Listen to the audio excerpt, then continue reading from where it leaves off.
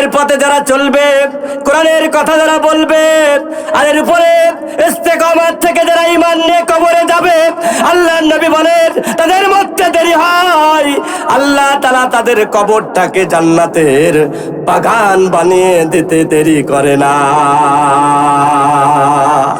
নারায়ে তাকবীর।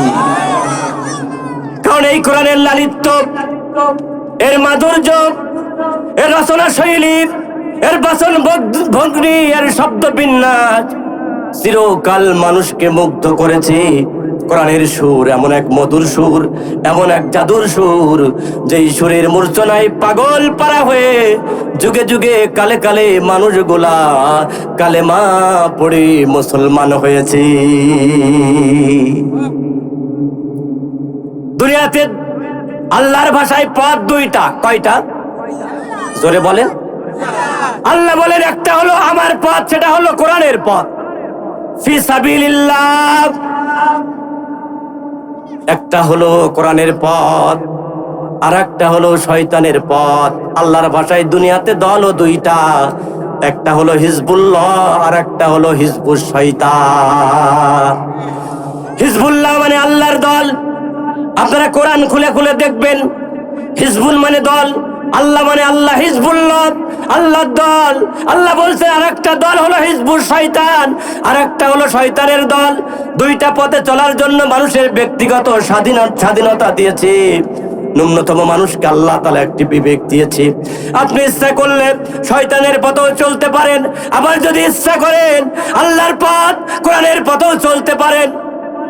আল্লাহ বলছেন কোরআনের পথে যদি চলো, দুনিয়াতে হয়তো একটু কষ্ট হবে, বালা মুসিবত হবে, ইমানি পরীক্ষা হবে, অসুস্থই পড়বে, অনেক পরীক্ষা আসবে, কিন্তু এতটা নির্যাতন, এতটা নিষ্পেষণ, এতটা পরীক্ষার সম্মুখীন হওয়ার পরে কোরআনের পথে চলে ইমান নিয়ে যদি কবরে আসতে পারো, আল্লাহ তাআলা বলে দিয়েছেন আমি আল্লাহ তাআলাই তোমার জন্য যথেষ্ট হয়ে যাব।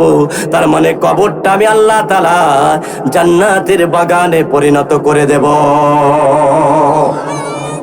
আর একটা পথ আছে শয়তানের পথ, সে পথেও চলতে পারেন।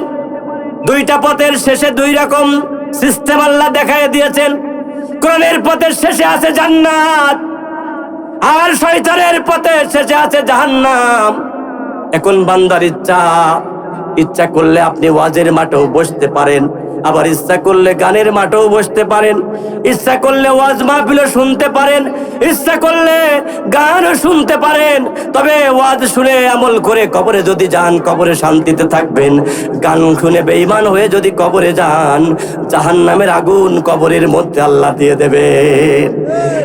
রাসূলের হাদিস, আল্লাহ রাসূল বলছেন আল কবরু রাউযাতুম মিন রিয়াজিল জান্নাহ হুফরাতুম মিন হুফারিন নার। একজন মানুষের জন্য কবর হয়তো হবে জান্নাতের একটি টুকরা, অথবা জাহান্নামের একটি গর্ত। যাদের জন্য কবর জান্নাতের টুকরা হয়ে যাবে, তাদের মতো সৌভাগ্যবান আসমানের নিচে জমিনের উপরে আর কেউ হবে না। সুবহানাল্লাহ বলে। আর যাদের কবরটা জাহান্নামের গর্তে পরিণত হয়ে যাবে, তাদের মতো হতভাগা, কপাল পোড়া, বদনসিব কবরের জিন্দেগিতে আর কেউ হবে না। এখন ডিসিশন আপনার, চিন্তা ভাবনা আপনার। কোন পথে চলবেন? কোরআনের পথে চলবেন না শয়তানের পথে চলবেন? কোরআনের পথে চললে হয়তো একটু কষ্ট হবে, কষ্টের পরে জান্নাত। আর যদি শয়তানের পথে চলেন, দুনিয়াতে ভালো থাকবেন, গাড়ি হবে, বাড়ি হবে, দুনিয়াতে যা ইচ্ছা তাই করতে পারবেন। হয়তো অসুস্থ নাও হতে পারেন, দুনিয়ার সুখ আল্লাহ দিতে পারে, কিন্তু মরণের সাথে সাথে আযাব শুরু হয়ে যাবে। চিরদিন অনন্তকাল জাহান্নামের আগুনে পুড়তে হবে। এখন এটা হলো ক্ষণস্থায়ী শান্তি, কথা বলেন ঠিক কিনা?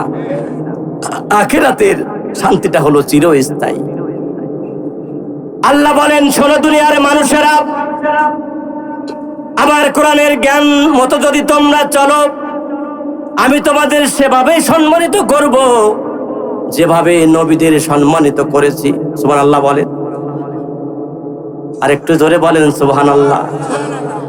কারণ এই কোরআন মতো যারা চলেছে, আল্লাহর কথা মতো যারা চলেছে, আল্লাহর কথা মতো যারা বিচার ফয়সালা করেছে, সমাজ চালিয়েছে, দেশ চালিয়েছে, তারা দুনিয়াতেও সম্মানিত হয়েছে, আখিরাতেও অনন্তকাল জান্নাতে থাকবে।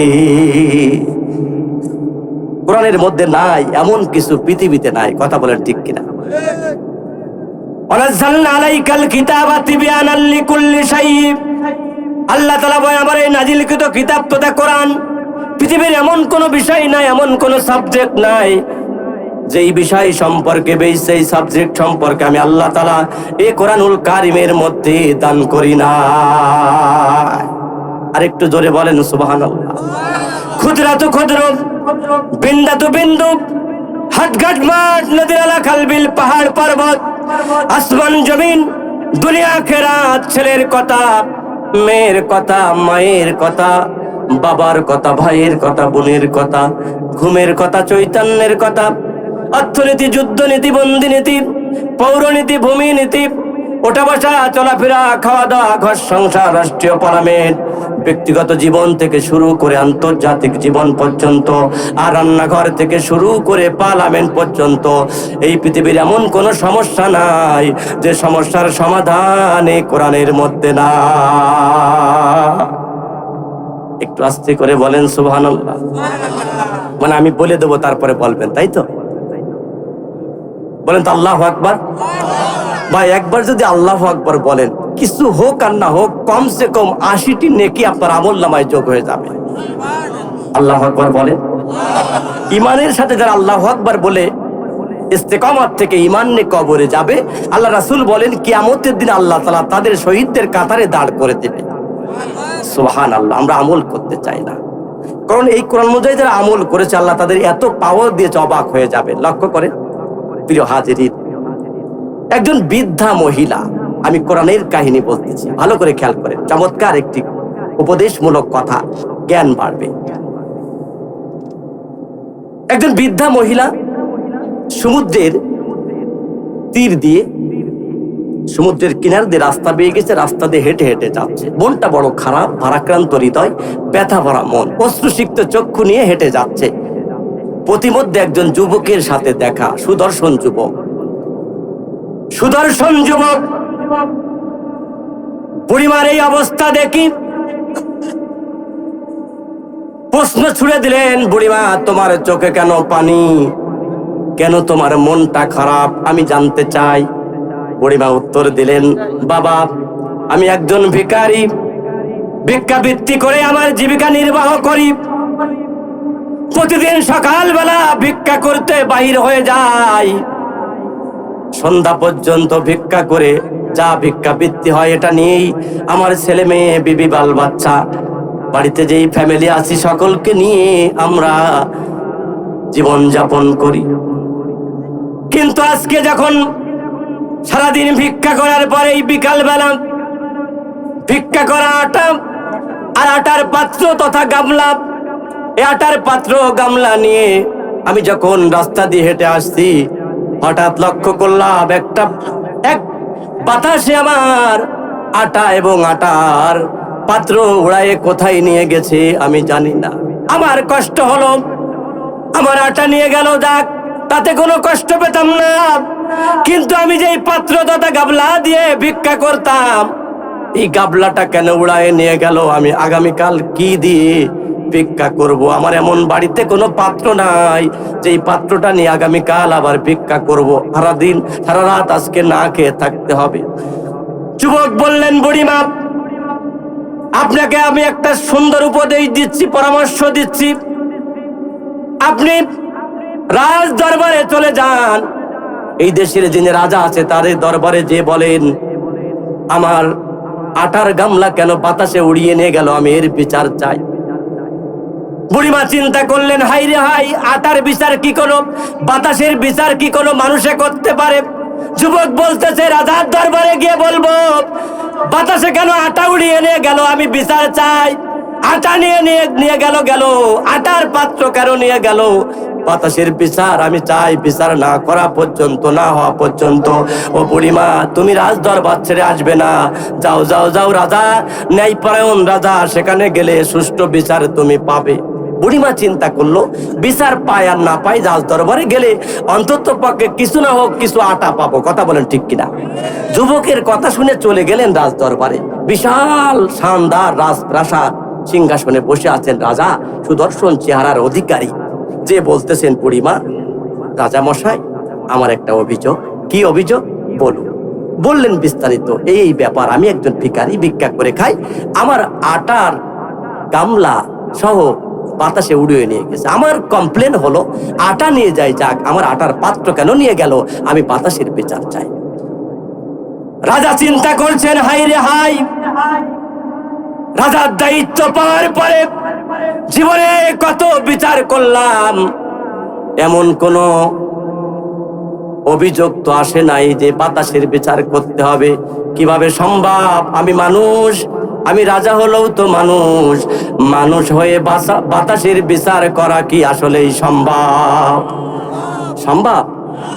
কিন্তু আল্লাহ বলতেছেন, শোনো হে দুনিয়ার মানুষেরা, আমি বলতেছি কোরআনের ঘটনা লক্ষ্য করুন, বানানো কোনো কিস্সা কাহিনী নয়। আল্লাহ বলতেছেন, আমি মানুষকে এমন ক্ষমতা দিয়েছি, তারা যদি আল্লাহ আমার কথা মতন চলে, আমার কথা মেনে চলে, দুনিয়াতে ঈমান নিয়ে বেঁচে থাকে, আমি বাতাসের বিচার করার মতো ক্ষমতাও মানুষের দিয়েছি। সুবহানাল্লাহ বলে।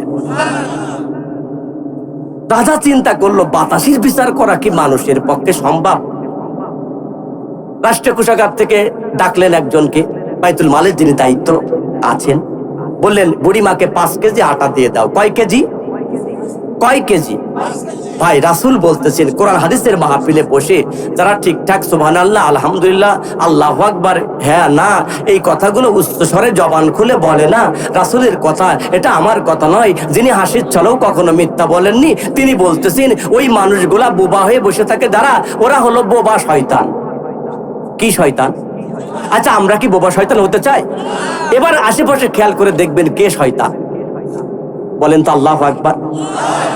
কয় কেজি আটা দিলেন? 5 কেজি। বুড়ি খুব খুশি যে 5 কেজি আটা পালাম। নিয়ে গেছে 3 কেজি, পেইল কয় কেজি? 5 কেজি। মনের খুশি বাইরে হয়ে চলে গেলেন। বাইর হওয়ার পরে দেখতেছে সেই যুবক, যেই যুবকের পরামর্শ শুনেই এসেছিল রাজার দরবারে। সুবহানাল্লাহ বলে।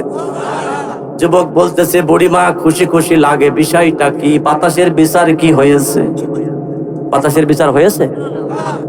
বলছে, না বাবা, বিচার হয়নি, তবে আমি খুশি, কারণ আমার দরকার আটা, আটা পেয়েছি 5 কেজি। সুবহানাল্লাহ। যুবক বললেন, বুড়িমা, আমি তো আটা আনতে বলিনি, আমি বলেছি বাতাসের বিচার চাইতে, তুমি কেন আটা নিয়ে আসলে? আবার যাও, গো ব্যাক। আবার বুড়ি আবার গেলেন। কি হয়েছে? রাজা বলতেছে, বিচার হয়নি, সুষ্ঠু বিচার করে দেন বাতাসের। রাজা চিন্তা করলো, অল্প আটাই মনে হয়, খুশি না, এই 10 কেজি আটা এনে দে। কয় কেজি? মনের সুখে আবার বাইর হয়ে যেই দেখে, মানে বাইর হচ্ছে, মনে মনে চিন্তা করছে, আর একবার যদি যুবকের সাথে দেখা হয়, আটা বেড়ে হবে 20 কেজি। কয় কেজি? প্রথমে 5 কেজি, এবার 10 কেজি, চিন্তা করছে এবার 20 কেজি হয়ে যাবে। সুবহানাল্লাহ বলেন। যা চিন্তা করেছে তাই হলো। দ্বিতীয়বার 10 কেজি আটা নিয়ে রাজ দরবার থেকে বেরোনোর পরে লক্ষ্য করলেন সেই যুবক। যুবক একই প্রশ্ন, বুড়িমা, বেশি খুশি লাগছে, কারণ কি? বলতেছে, আটা পেয়েছি 10 কেজি, আমি তো মহা খুশি। 10 দিন ভিক্ষা না করলেও চলবে। যুবক বললেন, না না, হবে না, রাজার দরবারে ঘুরে যাও, আমি বলি বাতাসের বিচার করতে, তুমি আটা নিয়ে চলে আসো, যাও। বুড়িমা মনে মনে কষ্ট, আমি তো এটাই চাচ্ছি, আমি এটাই চাচ্ছি। ঘুরে গেলেন। এবার আটা দিয়েছে 20 কেজি। সুবহানাল্লাহ বলেন। আবার ব্যাক এসেছে, আবার দেখা, আবার ঘুরাইয়ে দিয়েছে। সুবহানাল্লাহ বলেন। চতুর্থবার এবার আটা দিয়েছে 1 মণ। কয় মণ? জোরে বলেন। আচ্ছা, 1 মণ, ওই বৃদ্ধ মহিলাও 1 মণ আটা মাজায় বা কাঁধে বা মাথায় নিয়ে কি যেতে পারবে বাড়ি? যা যা, একজন কোষাগারের দায়িত্বপ্রাপ্ত একজন কর্মচারীকে বললেন, বুড়িমার এই আটাটা বাড়ি পৌঁছাই দিয়ে আসবা, আর পথে দেখবা কে বারবার ফিরে আমার রাজ দরবারে দেয়। সুবহানাল্লাহ বলেন।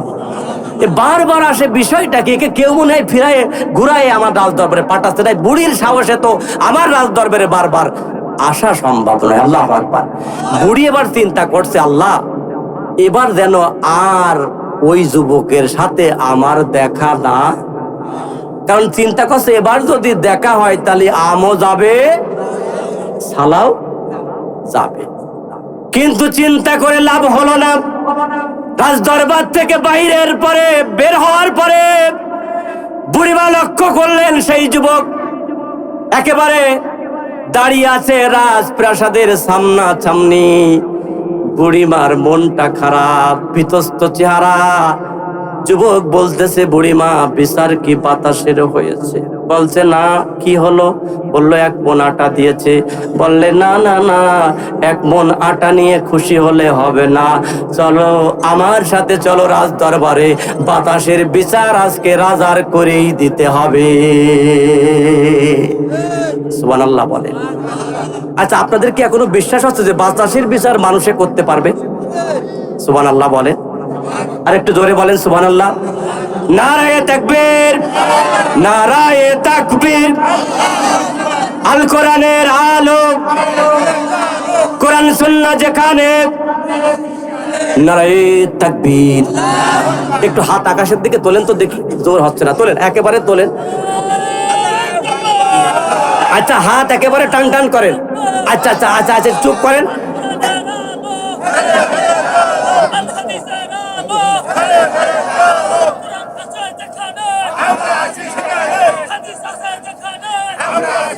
হাত নামাবেন না, একটু হাত উঠে থাকেন, আমি একটু বলি এবার। হাত একেবারেই উঠায় রাখবেন। তাকবীর দিলে শয়তান পালায় যায়। শয়তান 2 প্রকার, বিনাল জিন্নাতি ওয়ান নাস। মানুষ শয়তান আর জিন শয়তান। এক শয়তানকে দেখা যায় আর এক শয়তানকে দেখা যায় না। কথা বলেন ঠিক কিনা? একটু হাত তুলে রাখবেন। আশেপাশে কিছু মানুষ শয়তান আছে যারা চায় যে মাহফিলকে বাজেয়াপ্ত করতে, কিছু কিছু মানুষ চায় যে মাহফিলে যেন মানুষ না যায়। এই মানুষ শয়তানগুলো তাকবীর দিয়ে তাড়াতে হয়। কথা বলেন ঠিক কিনা? নারায়ে তাকবীর। নাস্তিকতা নিপাত, দিন ইসলাম জিন্দাবাদ, কোটি প্রাণে একই আওয়াজ। খোদাদ্রোহী ছাড় পাবে না, এই বাংলায় ঠাই হবে না, মুসলমানরা জেগেছে আজ। ঠিক কিনা? জোর কদমে সামনে চলো, বজ্রকণ্ঠে আওয়াজ তোলো, সবাই মিলে একই তালে দাও না স্লোগান, নারায়ে তাকবীর। আল কোরআনের আলো, আল কোরআনের আলো, কোরআনে আছে যেখানে, ইসলামেরই জন্য আমাদের হয়েছে জন্ম, ইসলামের বিরুদ্ধে গেলে দেশ হবে ভিন্ন। কথা বলেন। ইসলামেরই জন্য আমাদের হয়েছে জন্ম, ইসলামের বিরুদ্ধে গেলে দেশ হবে ভিন্ন। ইসলামের বিরুদ্ধে যারা নিয়েছে অবস্থান, এই বাংলায় তাই হবে না, তাও হিন্দুস্তান। যার কদমে সামনে চলো, বজ্রকণ্ঠে আওয়াজ তোলো, সবাই মিলে একই তালে দাও না স্লোগান, নারায়ে তাকবীর, নারায়ে তাকবীর। হাত নামান, আল্লাহ কবুল করেন। রাসূলের হাদিস, রাসূল বলছেন, তাকবীরের আওয়াজ শুনে শয়তান বায়ু ছাড়তে ছাড়তে পালায়। সুবহানাল্লাহ বলেন। আজানের আল্লাহু আকবারের ধ্বনি যত দূর যায়, শয়তান দাঁড়াতে পারে না, পালাতে থাকে। আল্লাহু আকবার বলেন। এজন্য আমাদের হাতিয়ার হলো নারায়ে তাকবীর, আল্লাহু আকবার। আমরা আল্লাহকে রাজি খুশি করার জন্য তাকবীর দেব, কোনো বাতিলের রক্ত চক্ষুকে ভয় করে নাই। কথা বলেন ঠিক কিনা? আমরা স্মরণ করে দিতে চাই, যেদিন আমরা এই পৃথিবীতে এসেছিলাম, ডান কানে একটি শব্দ দিয়ে আজান দেওয়া হয়েছিল, সে শব্দটাই ছিল আল্লাহু আকবার। বাম কানে আরেকটি শব্দ দিয়ে ইকামত দেওয়া হয়েছিল, সে শব্দটাই ছিল আল্লাহু আকবার। কথা বলেন ঠিক কিনা? মুয়াজ্জিন প্রতিদিন নামাজের দিকে আহ্বান করে যেই শব্দ দিয়ে, সে শব্দটাই হলো আল্লাহু আকবার। কথা বলেন ঠিক কিনা? আমরা নামাজে দাঁড়িয়ে বলি আল্লাহু আকবার, রুকুতে যেতে বলি আল্লাহু আকবার, সিজদায় যেতে বলি আল্লাহু আকবার। আবার যেদিন আমাদের মরণ হয়ে যাবে, একটি শব্দ জানাজার নামাজ কায়েম করা হবে, সে শব্দটাই হলো আল্লাহু আকবার। কথা বলেন ঠিক কিনা? এই জন্যই কোরআনের মাহফিল থেকে দীপ্ত কণ্ঠে আওয়াজ তুলে জানাই দিতে চাই যে আল্লাহু আকবরের ধ্বনির সাথে আমাদের জন্ম থেকে মৃত্যু পর্যন্ত সম্পর্ক আছে। পৃথিবীর এমন কোনো পরাশক্তি নাই, পৃথিবীর এমন কোনো বাতিল নাই, পৃথিবীর এমন কোনো স্বৈরাচার নাই, একজন মুমিন মুসলমানের কণ্ঠ ভেদ করে আল্লাহু আকবরের ধ্বনিকে স্তব্ধ করে দিতে পারে। আমরা যতদিন বাঁচবো আল্লাহু আকবার, আল্লাহ বড় এ কথা বলেই বাঁচবো, আল্লাহু আকবার এ কথা বলতেই বলতেই মরবো। রাসূল বলতেছেন আল্লাহ বড় এ কথা বলতে বলতে যদি কারোর মরণ হয়, তার মরতে দেরি হয়, আল্লাহ তার কবরটাকে জান্নাতের বাগান বানিয়ে দিতে দেরি করে না। প্রিয় হাজরিন, লক্ষ্য করে বুড়িমা পেরেশানিতে পড়ে গেলেন, মনে আছে? আচ্ছা, যুবক ধরে নিয়ে গেল রাজ দরবারে। যুবক বলতেছে, লক্ষ্য করেন, কাল্পনিক কোনো কাহিনী নয়। যিনি রাজপ্রাসাদে বসে আছেন রাজার দায়িত্ব নিয়ে, তিনি হলেন আল্লাহর এক নবী, নাম তার হযরতে দাউদ আলাইহিস সালাম। আগামীকাল বলেন সুবহানাল্লাহ, একটু জোরে বলেন সুবহানাল্লাহ। মানে আমি পরিচিত মানুষ তো, আমার জন্য সুবহানাল্লাহ দিচ্ছেন না, এফএম জাহাঙ্গীর ভাই আলমের জন্য রেখে দিচ্ছেন, তাই তো? না দেন, সমস্যা নেই, আমাকে একটু দেন, ভাইয়ের জন্য রেখেন, বলেন তো আল্লাহু আকবার। আর যেই যুবকটি বারবার বুড়িমাকে ফেরত দিচ্ছিলেন রাজার দরবারে, বাতাসের বিচার চাওয়ার জন্য পাঠাচ্ছিলেন, তিনি আল্লাহর আর এক নবী, নাম তার হযরতে সুলাইমান আলাইহিস সালাম। নারে তাকবীর। দুই নবীর সম্পর্ক হলো বাবা আর ছেলে, সুবহানাল্লাহ বলেন। ছেলে পুত্র সম্পর্ক, বাবাও নবী ছেলেও নবী।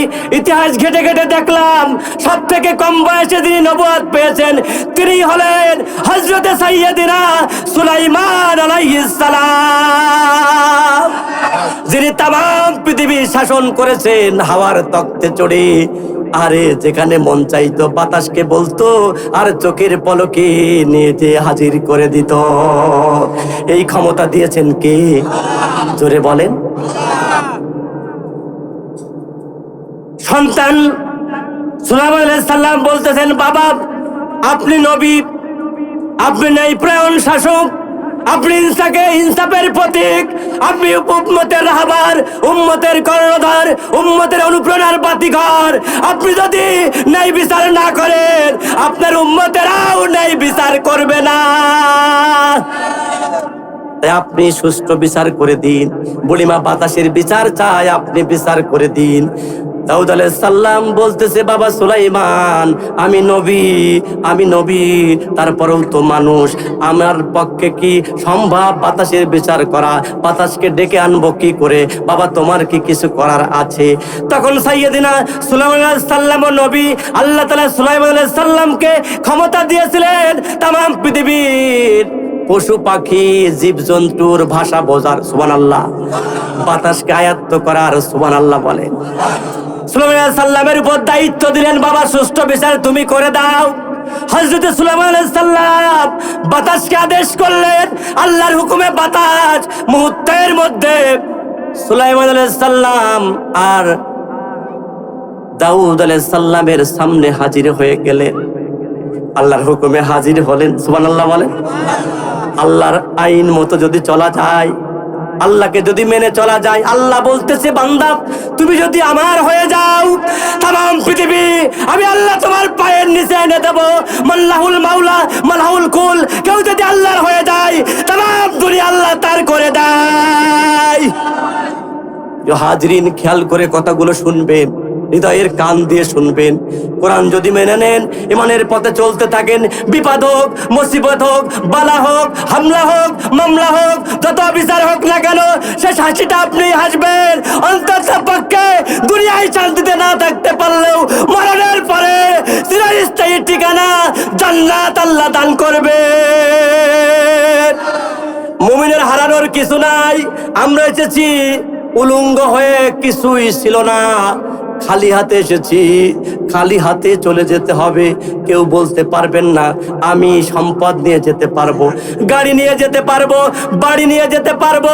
আমি মঞ্চে আলোচনা করছি, মঞ্চ থেকে নামতে পারবো, কোনো গ্যারান্টি নাই। কথা বলেন ঠিক কিনা? এই যে গত পরশুদিন গাইবান্ধার এক বক্তা ওয়াজ করতেছে, ফরিদুল ইসলাম ভাই, ওয়াজ করতে করতে মঞ্চে স্ট্রাক করেছে। মঞ্চে স্ট্রাক করে হসপিটালে নিয়ে গেছি। রাত্রেবেলা হসপিটালে নিয়ে যাওয়ার পরে সকালবেলা ডাক্তার মৃত ঘোষণা করলো, সে নিজেও জানতো না আজকে কোরআনের মঞ্চে তার মরণ হবে। ঠিক কিনা বলেন ভাই? এখানে যারা আছি, একজন মানুষ একটু উঠে দাঁড়িয়ে বলতে পারবেন আগামীকাল সকাল পর্যন্ত বাঁচবেন? একজন মানুষ তো বলেন তো। এই তো আমাদের দাপট, এই তো অহংকার, এই তো অর্থের দাপট, এই তো ক্ষমতার দাপট, এই তো চেহারার দাপট, এই তো বংশের দাপট। আমরা এই বংশের, ও অমুক বংশের, ও নিচো আমি উঁচো, এই তো দাপট। একজন দাঁড়িয়ে বলার মতো ক্ষমতা নাই আগামীকাল সকাল পর্যন্ত বাঁচবেন। আরে আগামীকাল সকাল তো অনেক দূরের কথা। এই যে মঞ্চে বসে আছি পারবো, তারা কোনো ওয়ারেন্টি গ্যারান্টি নাই। কথা বলেন ঠিক কিনা? রাসূলের হাদিস শুনুন, আমার কথা নয়। আমার কথা বললে আপনি বিশ্বাস করতেও পারেন, নাও পারেন। রাসূল বলতেছেন, নামাজে দাঁড়িয়েছে সোনার সাহাবা, ডান পাশে সালাম ফিরিয়েছ, বাম পাশে সালাম ফেরাতে পারবে এমন কোনো আশা করো না। তার আগে আজরাইল তোমার জানটা কবজ করে নিয়ে যাবে। কথা বলেন ঠিক কিনা? এতটাই কাছে মৃত্যু। কিসের অহংকার? কোরআনের পথে চলতে হবে, কোরআনের মতে চলতে হবে। আমাদের টার্গেট থাকবে কোরআন অনুযায়ী জীবন গড়ে ঈমান নিয়ে কবরে যাওয়া। কোরআন অনুযায়ী জীবনটা গড়ে ঈমান নিয়ে যদি কবরে না যেতে পারি, আমার জীবন ব্যর্থ। আমার গাড়ি নাই, বাড়ি নাই, কিন্তু কোরআন অনুযায়ী চলে ঈমান নিয়ে কবরে গেলাম। আমার মতো ধনী কিয়ামতের দিন আর কেউ হবে না। আপনি কোটি টাকার মালিক, ব্যাংক আছে, ব্যালেন্স আছে, দুনিয়া দুনিয়া করে পাগল হয়ে গেলেন, আল্লাহকে মানলেন না, নামাজ পড়লেন না, রোজা রাখলেন না, আল্লাহর আইন মানলেন না, সারা জীবন আল্লাহর বেঈমানে, আল্লাহর নাফরমানি করলেন, বেঈমান হয়ে কবরে গেলেন। দুনিয়ায় আপনি কোটিপতি হলেও রাসূল বলতেছে কিয়ামতের দিন তোমার থেকে ফকির আর কেউ হবে না। আল্লাহু আকবার। দাউদ আলাইহিস সালাম, সুলাইমান আলাইহিস সালাম, দুইজন আল্লাহর নবী, পিতা পুত্র দাঁড়িয়ে আছে। হযরতে দাউদ আলাইহিস সালাম চিন্তা করছে বাতাসের কি বিচার করবে। সুলাইমান আমার সন্তান, সেও নবী। সুবহানাল্লাহ বলে।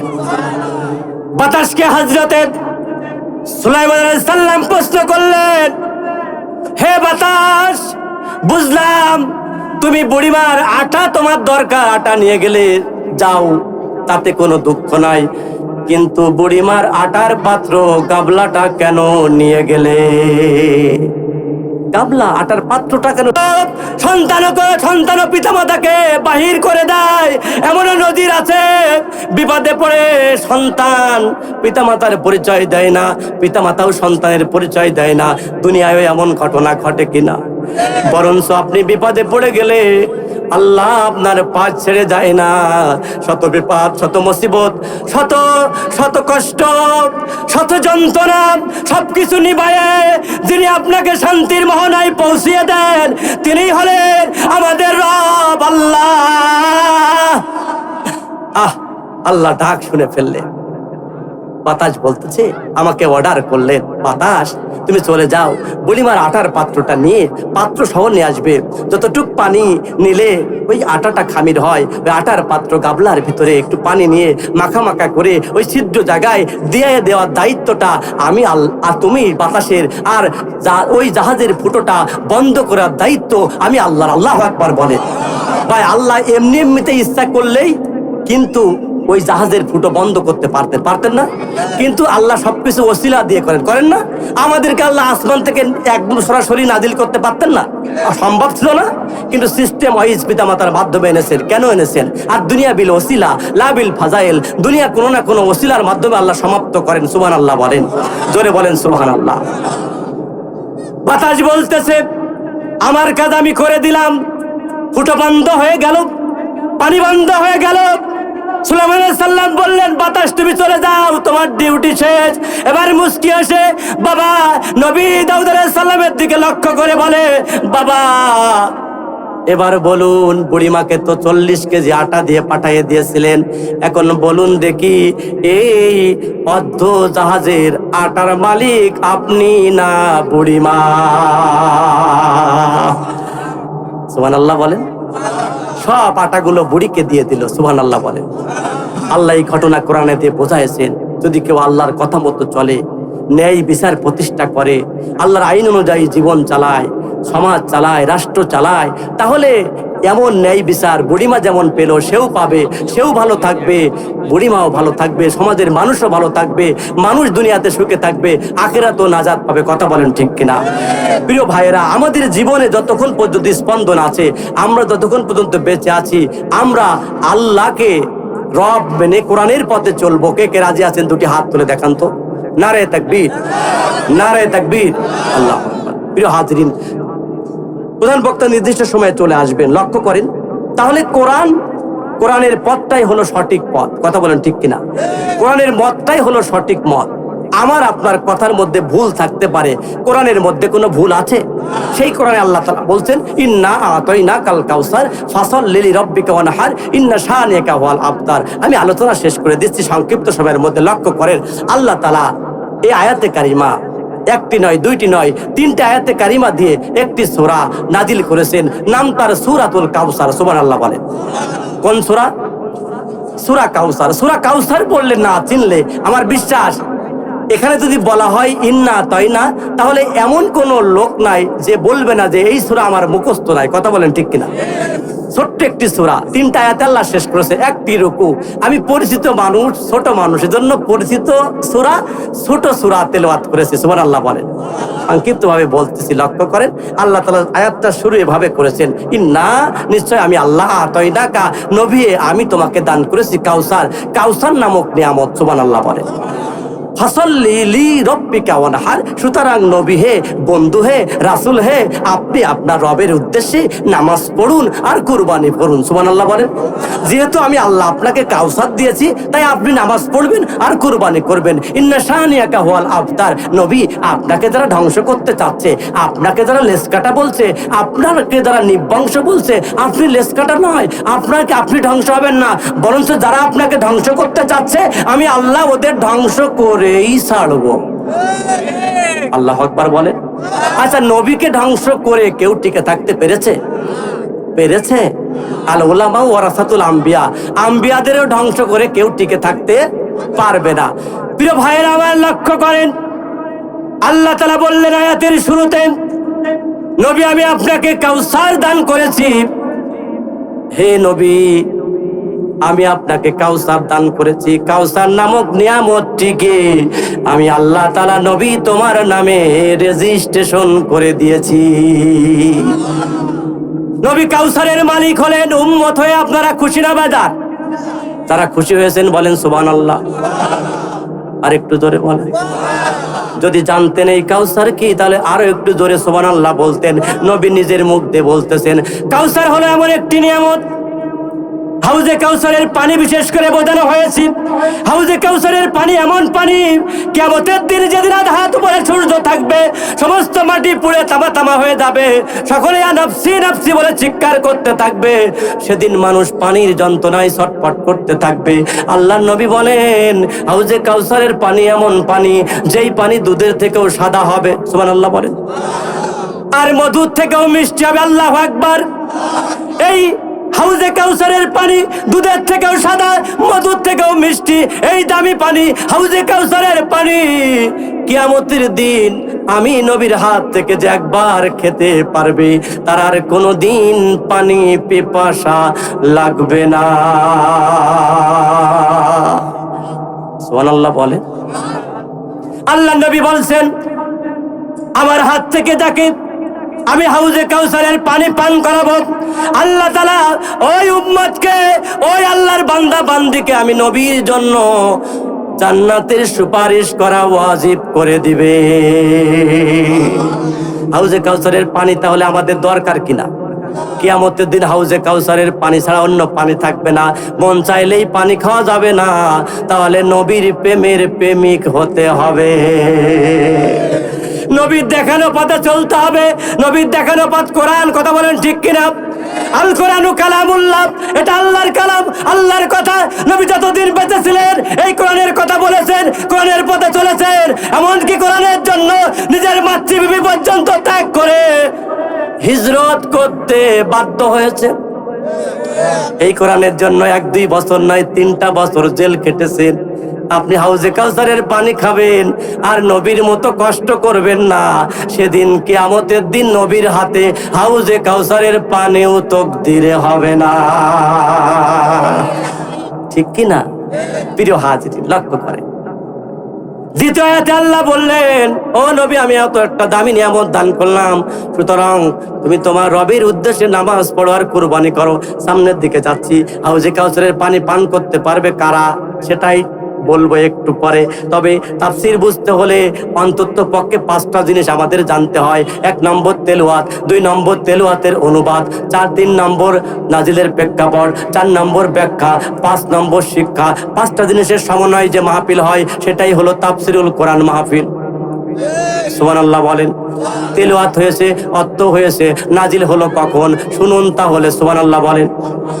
আল্লাহর নবী, বিশ্ব নবী কাবা ঘরের দেওয়ালে হালাম দিয়ে বসে আছেন। Attention please. সাহাবারা নবীকে খুঁজে পাচ্ছেন না। নবী ওদিকে কাবা ঘরের দেওয়ালে হালাম দিয়ে বসে আছেন, সাহাবারা জানেন না। দীর্ঘ সময় খোঁজাখুঁজি করছেন, সকাল পেরিয়ে দুপুর এলো, নবীকে খুঁজে পেলেন না। বিকাল হয়ে আসলো, নবীকে খুঁজে পেলেন না। সন্ধ্যার আগে নবীর সাহাবারা সকলেই মিলে চলে গেছেন কাবার চত্বরে। গিয়ে লক্ষ্য করছেন আল্লাহর নবী কাবা ঘরের দেওয়ালে হেলান দিয়ে বসে আছে। সুবহানাল্লাহ বলেন। আল্লাহর নবী সাহাবারা এগিয়ে গেলেন, লক্ষ্য করলেন আল্লাহর নবী আপনি এখানে বসে আছেন। সাহাবারা হযরত আনাস ইবনে মালিক রাদিয়াল্লাহু তাআলা আনহু হাদিসটি বর্ণনা করেন। তিনি বলতেছেন আমরা যখন এগিয়ে গেলাম লক্ষ্য করলাম রাসূলের মনটা খারাপ, পরাক্রান্ত হৃদয়, ব্যথা ভরা মন। শুধুই মনটাই খারাপ না, আল্লাহর নবীর চোখ দিয়ে অশ্রু প্রবাহিত হচ্ছে। নবীর চোখে কান্না দেখে, নবীর চোখে পানি দেখে আমরা স্থির থাকতে পারলাম না। আমাদেরকে চোখ বেয়ে বেয়ে পানি পড়তে শুরু করলো। আল্লাহু আকবার। আল্লাহ নবী সাহাবারা বলেন দীর্ঘ সময় আমরা কান্না করলাম, আমরা দাঁড়িয়ে দাঁড়িয়ে কান্না করি, আল্লাহ নবী বসে বসে কান্না করে।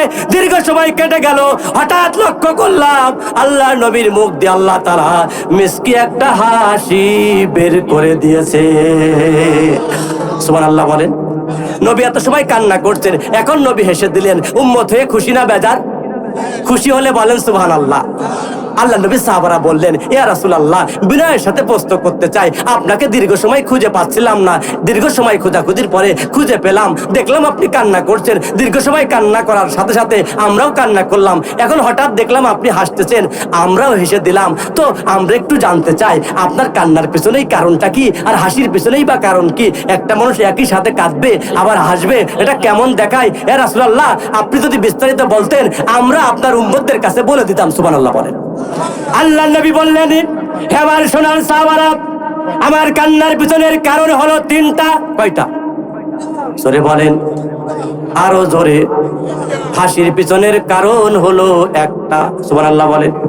আল্লাহ নবী বলেন আমার হাসির পিছনের কারণ হলো অন্যটি নয়, এই মুহূর্তে আল্লাহ তাআলা আমার উপরে সূরা কাউসারের 3টা আয়াতে কারিমা নাজিল করে আমার দুঃখ ভরা মনটা হাসি দিয়ে ভরপুর করে দিলে। এরা হলো নাজিলের কারণ। নাজিলের কারণ সূরা কাউসার নাজিল হলো, নবী হেসে দিলেন। 3টা কারণে কান্না করছিলেন, আল্লাহ রাসূল হেসে দিলেন, সূরা কাউসার নাজিল হলো।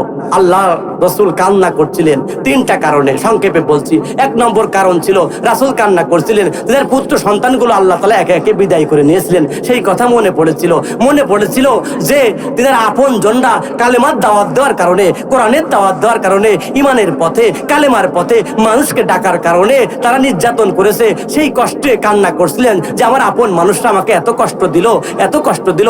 3 নম্বর কান্নার কারণ ছিল যে ইসলাম কবুল করার কারণে সাহাবাদেরকে শহীদ করে দিল, নির্যাতন করলো, ঘর ছাড়া করলো, বাড়ি ছাড়া করলো, তাদের বিবিদেরকে হত্যা করলো।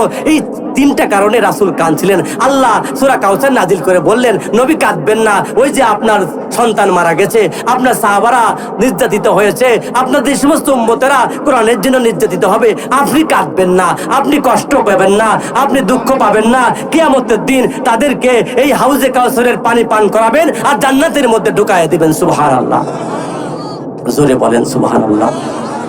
তাহলে হাউজে কাউসারের পানি আল্লাহ তাআলা বলছেন স্পেশালি পান করবে তাহারা, 2টা আমল করবে যাহারা। আল্লাহ দ্বিতীয় আয়াতে বলেছেন ফাসাল্লি লিরাব্বিকা ওয়ানহার। 2টা আমল যারা করবে, একটা হলো নামাজি যারা হবে, 2 নম্বর হলো কুরবানি যারা করবে। এখন আমাদেরকে যদি হাউজে কাউসারের পানি পান করতে হয়, 1 নম্বর দায়িত্ব হলো নামাজ পড়তে হবে। কি পড়তে হবে?